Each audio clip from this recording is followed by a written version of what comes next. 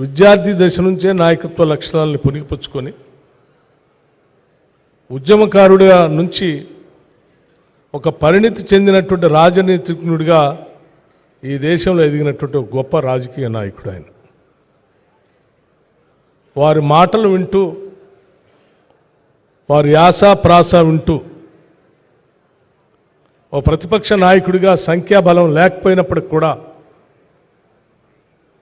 శాసనసభలో ప్రజా సమస్యలపైన ఏ రకంగా మాట్లాడొచ్చో వెంకయ్యనాయుడు గారు ఉపన్యాసాలు వింటే చాలా స్పష్టంగా మనందరికీ అర్థమవుతుంది. రాజకీయాల్లో ప్రతిపక్షంలో ఉన్నా ప్రభుత్వంలో ఉన్నా కానీ చెప్పాలనుకున్నటువంటి అంశాలని ముక్కుసూటిగా స్పష్టంగా, అంటే భాషలో ఎక్కడ కూడా తిట్ల పురాణానికి తావు లేకుండా వేలెత్తి చూపించినటువంటి నాయకుల్లో బాగా స్పష్టంగా కనపడే నాయకుడు మనకి వెంకయ్యనాయుడు గారు.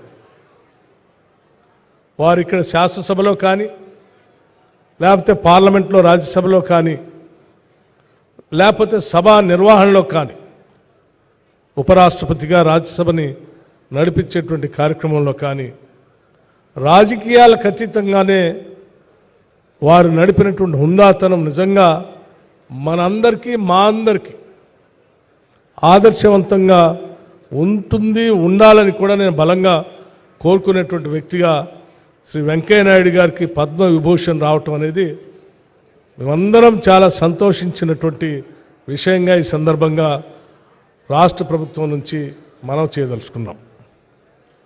అలాగే వెంకయ్యనాయుడు గారు మాట్లాడుతూ నేను రిటైర్డే కానీ టైర్డ్ కాలేదని చెప్పారు. I'm retired but not tired అన్నారు.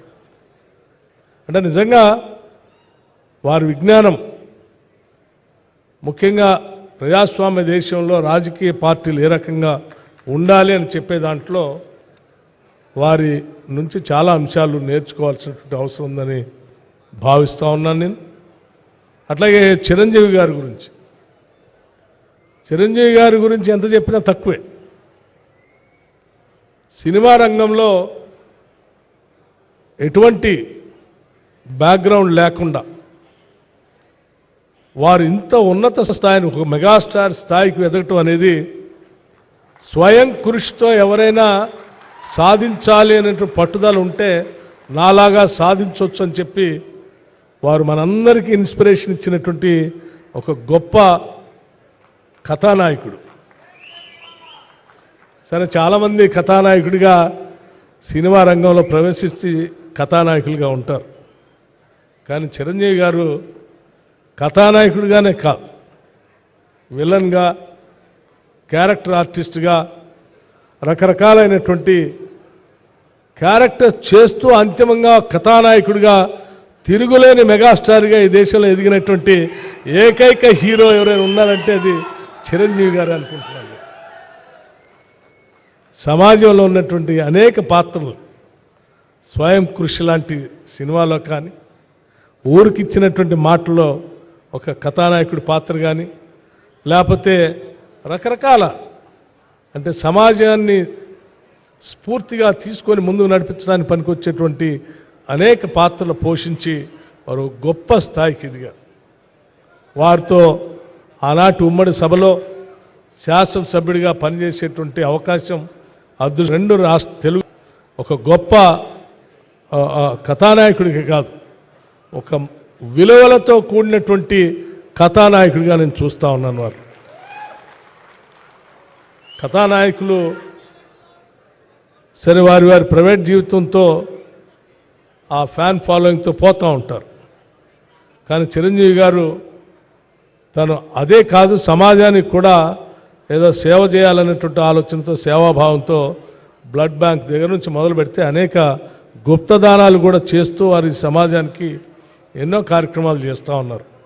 ముఖ్యంగా మదర్ తెరీసా గురించి వారు చెప్పినటువంటి మాటలు కానీ, ఆ విగ్రహావిష్కరణ చేయాలని వారు చూపించినటువంటి పట్టుదల కానీ, అవన్నీ చూస్తూ ఉంటే I have to give something to this society అని చెప్పి వారిలో కనపడేటువంటి తృష్ణ తప్పనిసరిగా ఈ రాష్ట్రంలోని కాదు, దేశంలో ఉన్నటువంటి కథానాయకులందరూ కూడా వారిని ఆదర్శంగా తీసుకొని ముందుకు పోతే ఈ సమాజానికి చాలా మేలు జరుగుతుందని నేను భావిస్తూ ఉన్నాను. వారికి వచ్చినటువంటి పద్మ విభూషణ్ ఇంకా ఇటువంటి అవార్డులు ఎన్నో, దేశం గర్వించదగినటువంటి కథానాయకుడు ఆయన, వారికి ఇంకా ఎన్నో అవార్డులు ఇటువంటివి రావాలని నేను మనస్ఫూర్తిగా కోరుకుంటూ, అట్లాగే చిరంజీవి గారికి అట్లాగే వెంకయ్యనాయుడు గారు ఇద్దరు కూడా వారిద్దరి జీవితాలు మనందరికీ రోల్ మోడల్స్. రెండు రంగాల్లో, అటు రాజకీయ రంగంలో ఇటు సినీ రంగంలో అన్ని రంగాల్లో కూడా వారిద్దరి జీవితాలు ఆదర్శం అని చెప్పి మీ అందరికీ నేను మనవి చేస్తూ, నేను మరొకసారి ఈ అవార్డు పద్మ అవార్డు గ్రహీతలందరికీ కూడా నేను మనస్ఫూర్తిగా అభినందనలు తెలియజేస్తూ, వారికి సన్మానం చేసేటువంటి ఈ కార్యక్రమంలో అవకాశం రావటం కూడా మా అదృష్టంగా నేను భావిస్తూ ముగిస్తూ ఉన్నాను. Thank you. నమస్కారం.